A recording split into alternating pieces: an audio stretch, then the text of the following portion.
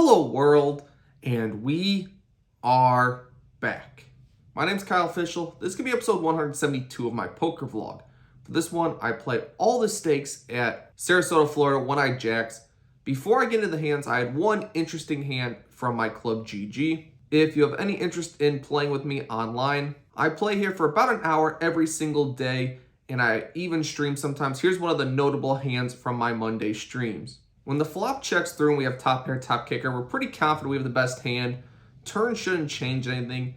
6-3 gets there, I guess, and 4-5, but I expect my opponent to bet if he had 4-5s and not really ever call pre-flop with 6-3. So hoping for a brick river card, but the king of hearts is quite bad. I actually expect my opponent to continue go all in, whether he has it or not, so when facing the all-in bet,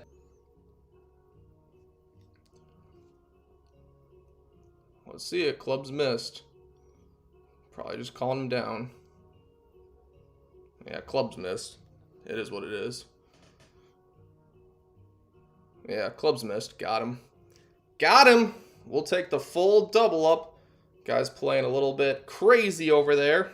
It's just somewhat of a side call. We beat some hands, we lose some hands, but it's a call. So any interest in playing with me online, you can message me on Instagram or Telegram. Get you set up. And with that out of the way, let's roll the tape. First hand of note. We start this day at the 1-3 table, $500 max buy-in. I am under the gun with Queen-9 offsuit, definitely loose, but I did not drive all the way to Sarasota to be a nit and fold all day. So I raised to $12, one middle position player calls, and the small blind calls as well. So we end up going 3 ways to a flop, which comes amazing at Queen-9, 5-2 clubs. Coming to town! Oh my god! When small blind checks to me and I'm under the gun, I think this hand should be checked back a decent percentage of the time. I block so much of the board that I think this hand functions very well as a check raise. If any of these opponents have clubs or jack 10, they're definitely going to throw out a bet themselves, in which case I can spring the trap, announce my hand, and start building a pot. When I check, the middle position player falls for the trap. He bets $25. Beautiful, over half pot size bet. The small blind calls. So now I'm thinking I want to go a little bit big with the sizing here. Start getting us closer to getting stacks in. I make it $90. And it looks like stacks will get in as the middle position player jams on me. Small blind tanks for a while. Then eventually folds. I snap call because I'm never folding top 2 pair. Yes, sometimes my opponent has pocket 5s, but a lot of times he has jack 10 or clubs, which we're definitely ahead of. He offers to run it twice. I will always run it twice. Happy to see it. On the first turn, 8 of spades. Not my favorite. Jack 10 gets there. And the river 10, also horrendous if my opponent has queen jack, queen 10. Both of those now beat me, but it's fine. We have a second run out, which comes the 3 of diamonds and the jack of hearts. Now realizing I lose to queen jack on both boards, I'm quite sad about it, but my opponent shows ace queen. That's amazing for me because if my opponent just calls the 90, we're probably not getting full stacks in on that 8 of spades turn card, but luckily for me, we get nearly $500 in on the flop. Full double to start this session means my hourly is insane. About 5 minutes later, we look down at Queen-9 offsuit again, this time on the button. With 3 limps, I raise to $20. All the limpers call, so we end up going 4 ways to a flop of jack 5-5, 2 diamonds. I do have the queen of diamonds, so with some backdoor draws, a board that my opponent should miss a decent amount, and the lulls of just winning with Queen-9, we go for a C bet of $35 when checked to me. Only the cutoff decides to call, so we end up going heads up to a turn card, which is the 9 of spades. Seems decent, I turn a pair. My opponent leads for $35. When my opponent check calls and then leads turn, there's really only 2 possibilities he can have here. He can have a diamond draw, or he can have just a weak jack that's trying to name their price. Both holdings somewhat weak. I'm not in the business of letting my opponents name their own price. We raise it to 135. Think if my opponent calls, we can just bomb the river on any card higher than a jack. Puts all his jacks in horrible situations as well as his diamond draws, which likely won't be good anyway. But to this 135, my opponent thinks about it for a bit and then makes the call. Alright, looking for a decent river card. Jack of hearts is not going to be it. Even worse so when my opponent lead jams for about $300. And yeah, that weak jack just filled up, I think. So we're not going to be able to put money in this one. My opponent wins the second hand of the vlog. But we're in for $500, have a decent amount of profit in front of us still from the early double up before the next hand of note. Early position raised to $25, and this opponent had literally just lost a very large hand, the hand directly before this one. So thinking that this size is indicative of some tilt, maybe getting a bit out of line, trying to get some money back. Looking down at ace queen of spades, definitely gonna 3-bet. Happy to get in with a $300 stack of an opponent who is likely tilting. I raise it to $85. It folds all the way to the pre-flop aggressor. He puts his whole stack in. I happily snap call. It was the plan from the beginning, so my opponent offers to run it twice, and I'm always a 2x guy, so ace queen of spades. Let's see a run out. First run out, 10-9 deuce 8, jack of hearts. Definitely not happy with that one. Think I need a pair to win until I realized that even though there's 4 hearts out there, I river a straight, so that's decent. I announce straight. My opponent doesn't say anything. Second flop comes ace king 3. I announce I have top pair. My opponent still doesn't say anything. 3 of diamonds, 8 of spades come out. I then realize I can't be flushed on both boards. Not quite possible. Should get at least half the pot. My opponent takes a while to show his hand. I've announced my hand. I've flipped it over. Looks like he's going to fold. And then finally flips over pocket kings with the king of hearts.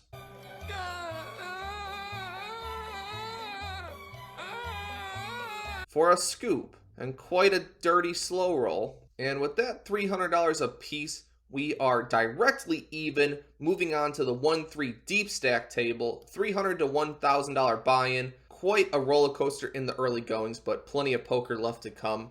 With the ace of clubs and queen of diamonds, one middle position player limps. I raised to $15 from late position. The small blind and the limper decide to call, so we end up going 3 ways to a flop of ace 6-4. Heart, diamond, diamond. So when it checks to me, this is definitely a board you could go for a c-bet on. Having the queen of diamonds specifically means I don't have to be worried about too many flush draws. And I have a very strong top pair, so thinking these opponents are either way behind or drawing pretty live, I decide to check this one back and take my 1 street of pot control on the flop. I'm immediately punished when the turn is the 3 of diamonds. Both straight draws, flush draws, and plenty of 2 pairs have completed with that one. Very connected, very devastating card. Luckily for me, I still have the queen of diamonds to fall back on. So when it checks to the middle position player who bets $25, I'm really not going to fold this hand. Still have top pair, still have a strong flush draw. But then the small blind check raises to 75. Now, that's just ridiculous. When the flop checks through, there's no indication that a later position player will bet, especially when all the draws have completed. But when the middle position player folds, thinking my opponent still has ace 10 to ace 8 with single diamond holdings, ace 5 with a single diamond, single being the ace of diamonds, even the naked king of diamonds, might play this way, as well as the times when he has 2 pairs or a straight. My queen should be live, but thinking I'm ahead of some hands, not necessarily wanting to see a diamond river, and the fact that I checked flop to pot control makes my hand severely under-repped, and I don't think I can fold to just 1 street. We check to be able to call the turn and see what develops. We call the 75, and the river is the 7 of diamonds. So we make our flush, but we're not really happy about it. We think my opponent has ace-x of diamonds a decent percentage of the time. And when my opponent just jams for like $900... Paint eggs, that's easier. I think this is quite nutted. I don't really think there's anything to think about on this one. I just let it go, even though I have a queen high flush pretty quickly. And my opponent shows 5 deuce of diamonds. So he actually turns a straight flush, and then the 7 of diamonds counterfeits him to not have both cards playing of the 5 and the deuce. So he misses out on a $500 high hand bonus. So this hand is a public service announcement. If you have a high hand in a room and there's a bonus available, just get it in. If there's a card coming on the river that can counterfeit your high hand, it is definitely coming. Just take the free money and don't miss out on these opportunities. Following that, I'm in early position with queen jack of spades. I make it $15. One late position player calls before the small blind raises to 45. Well, I think my hand's a little too strong to fold here. We get to play it in position to the 3 better, so we're going to call this one. and the late position player calls as well. So we end up going 3 ways to a flop of king 10-3 with 2 spades. About as good as you could ever hope for without actually completing your hand. Even better, the small blind checks to me. Well, we're going to bet small here and bomb turn whether we connect or we miss. So we start with a $35 bet, actually down bet what the preflop aggressor did. And maybe this just looked too strong because both players fold immediately. Nice to win with queen high, but we had so much equity we were probably going to get there regardless. I win another small one before I look down at pocket tens in late position. With one limp, which I did not see, I raised to $15. If I saw it, it definitely would have been 20 plus because tens is somewhat vulnerable, but you definitely want to build a pot with it. And my sizing mistake might cost me as the cutoff, button, small blind, big blind, and limper call. We're going 6 ways to a flop, which comes 9-8-3 with 2 hearts. We do have red pocket tens, which seems somewhat relevant here. The big blind leads out for $50, and when it folds back to me, I'm having none of that. If my opponent has like ace 9, 9-10 even though it's blocked, I want to raise here and get as much money into the pot as possible against those hands that I'm doing well against. Additionally, if my opponent has heart draws, we don't want him to name his own price. As well as my overpair, I do have backdoor flush draw, backdoor straight draw, plenty of playability and 2-barrel opportunities based on a lot of turns. So we're going to raise this up right now. I make it $150. And it ends up folding all the way around to the aggressor, who shows a 9 and then folds. 9 is no good. We take down a decent sized pot when 10s is somehow an overpair. Next interesting hand. We look down at the queen of spades and the 9 of diamonds. Queen 9 off, we're 1-1 today, trying to bring it back to the positive realm. When it folds all the way to me in middle position, I raise to $15. The cutoff and the small blind decide to call. So we're 3 ways to a flop of 10-9-4, heart, spade, spade. So we do have the queen of spades. So we backdoor spades, backdoor straight, pair, 1 over. I think we have marginal made hand, definitely some showdown value. No need to bet the flop, I would say. We can reevaluate based on turn cards. I decide to check, and it does not check through. The cutoff throws out a bet for $20, and the small blind calls. I don't think I should fold middle pair plus all the playability I have, so I decide to peel one and see what develops. The turn is the ace of hearts. Alright, seems decent. Ace X of spade combinations get there, but besides that, this should slow down all 10s, all queen jacks. Maybe 7-8 doesn't feel comfortable anymore. When it checks to me, I check and flow to the cutoff who took up the betting lead. He checks it back. So he probably doesn't have an ace here. And the river is the 6 of clubs. Spades brick, 7-8 does get there. When the small blind checks to me, he definitely doesn't have a nutted hand. I suppose as played, I could easily have 7-8. I could easily have ace X and just go for a check call on the flop check turn when I don't have the betting lead. So thinking I can credibly rep the nutted hands as well as the strongest top pairs, I think it's time to bluff with this queen 9 offsuit. I make it $65 and we get 2 quick folds. So now we're 2-1 with the queen 9 off today. Next hand of note, and you've arrived at the hand of the vlog. With 1 limp, the middle position player raises to $15. I looked down at ace 4 of diamonds. I actually did consider 3-betting this one as a bluff, haven't done it pretty much at all, so we wanted to mix something in here, but I end up chickening out and just calling, which brings along the small blind, big blind, and limpers. So we're going 5 ways to a flop, which comes 8-5-4 with 2 diamonds. We flop bottom pair, nut flush draw, we have position, we're feeling really good about our hand. But shockingly, the big blind just leads for 75. A lead pot is not a thing you see very often at all. Based on my exact hand, the hand I put my opponent mostly on here is literally 6-7, where they're just going for max protection against diamond draws. Maybe pocket 9s with a decent amount of showdown value, but a lot of dicey turn cards where you're not really going to know where you're at. When it folds to me, this is just never a spot where I can let my hand go. I could call and try to realize, or I could raise. Represents sets and 2 pairs and made straights as I just called pre-flop, so all these small middling cards are definitely within my range. But I decide with position on like a queen of hearts turn card, I can put a lot of pressure on my opponent if he's leading with like these ace 8 or pocket 9s, pocket 10s type hands. So I decided to just call here, utilize my position, and possibly bluff later streets. But none of that will be necessary when the turn is the jack of diamonds. I love you. I love you. I love you.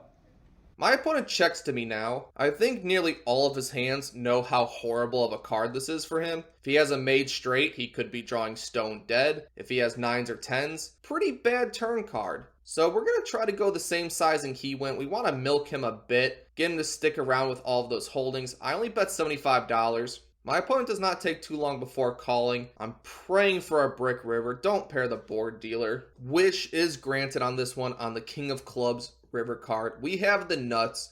My opponent checks to me, and I think I want to go closer to 3/4 pot here. I don't want a straight to be able to get a cheap price. If I had just the single ace of diamonds, I'd probably go for it here a decent percentage of the time. So knowing I have bluffs here, hoping my opponent can call down with flopped straight, flopped 2-pair, flopped set mainly. Don't think 9s, 10s are really calling this, but either way, we're going somewhat big with it. I make it $250. Luckily, my opponent does not snap fold, so we might get a crying call from one of those hands. After about 10 seconds, he looks like he's going to call. He starts counting out chips, feeling good about it, think I made a good size, and he eventually flicks it into the middle. Happy to show the nuts, definitely winning this one. But then my opponent shows King, Queen of Diamonds. So against that hand specifically, nuts into second nuts, I think I won pretty much the minimum. Kind of a strange line of potting the flop and then check calling turn and river when you make your draw. But what do I know? He faded a full stacking, so nice hand to that guy.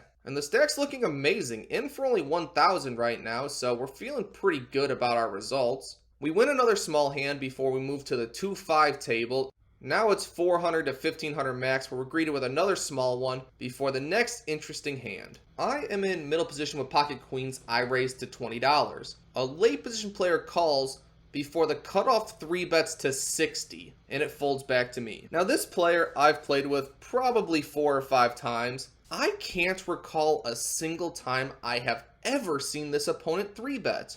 And I'm digging deep here, so I don't want to call this gentleman a nit, but I'm definitely not happy to see this development. Either way, we're not folding queens pre for 60. I make the call. Cutoff calls as well, so we're 3 ways to a flop, hoping it's one that will make my decision easy. 8-8-3-2 clubs is not one of them. I do have the queen of clubs, so that's pretty decent. When I check it to the pre-flop 3-better, he continues for $85. As tight as he is, I'm not folding to a single bet, especially backdoor clubs. Can turn a queen and just stack any of the overpairs. Additionally, if my opponent does have ace-king in range, maybe he throws out 1 bet and then checks it down if unimproved. So I make the call, and the turn is the 5 of hearts. Additionally, a card that's probably going to get me in trouble, my opponent bets $200. He only has like maybe 300 left in his stack, so he's always jamming river no matter what. So this is the decision point. Am I getting it in with queens, or am I folding? Well, to get extremely nitpicky,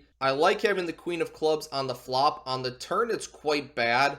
We would like our opponent to be able to have ace, king, ace, queen of clubs specifically. So thinking this quite tight opponent only has kings or aces here, really just aces, I decide to let my hand go. Feel free to let me know in the comment section if I'm just totally out of line here, or if against a player type who you think is extremely tight, this is an acceptable fold. On a final interesting hand, I have ace-jack of hearts from the big blind. With 2 limps, the button makes it $35. Quite a large sizing comparatively towards the limps, but not folding suited ace-jack. Could 3-bet at some frequency, but I think calling is just fine as well. One middle position player who limped calls as well, so we're 3 ways to a flop of 9-8-6 with 1 heart. It is a rainbow board. When I check it, the middle position player decides to lead for 20, and then the button calls. Both of these actions I think are extremely weak. Think that the middle position lead is like maybe an 8, maybe a 9 at best. The call from the button is likely too over. It's just not trying to give up, trying to play in position. So thinking this is a good time for a raise bluff, I decided to raise it to $90. Think on any heart, 10, 7, jack, ace. Plenty of turn cards where my specific hand has playability. Additionally, I could easily just have a set of 9s or 8s here. So I raised to $90. The middle position player decides to call, and then the button decides to fold. So we're going heads up to a turn card, which is not my favorite, 6 of clubs. It doesn't help my exact hand very much, but I would raise flop with pocket 9s, pocket 8s, 6, 7 at some frequency, 6, 8, 6, 9. So I do make some full houses here in general. And if my opponent has a single pair, it's going to be very tough for him to hold on to a second barrel. So I decide to fire the second clip. I make it $150. Well, my timing is quite off as my opponent raises to 400. Well, having absolutely nothing on this board, I guess I just misstepped a bit. I fold pretty quickly. My opponent's nice enough to show 10-7 offsuit. You know, he really didn't have to, but, you know, really misstepped on this one. Except for the times where I actually do have pocket 8s, pocket 9s, and I just get a full double up. Either way, we are into the game for $1,000, out of the game for $1,370, which is a profit of $370 across 5 hours, equates to $74 an hour or 15 big blinds an hour. Yeah, for maximum profitability, I probably should have left after the very first hand of play. Play one hand, get a 500 double up, leave. That's a good day. 5 minutes of poker, but not quite the best for content. Kind of want to make a vlog for the people. Additionally, I didn't really win any significant hands at the 2-5 stakes, so somewhat frustrating. Maybe sometime I'll just stick to the 1-3 or 1-3 deep, make an entire vlog out of that, because that's a pretty good game. But either way, there'll be more to come next week. Thank you for watching.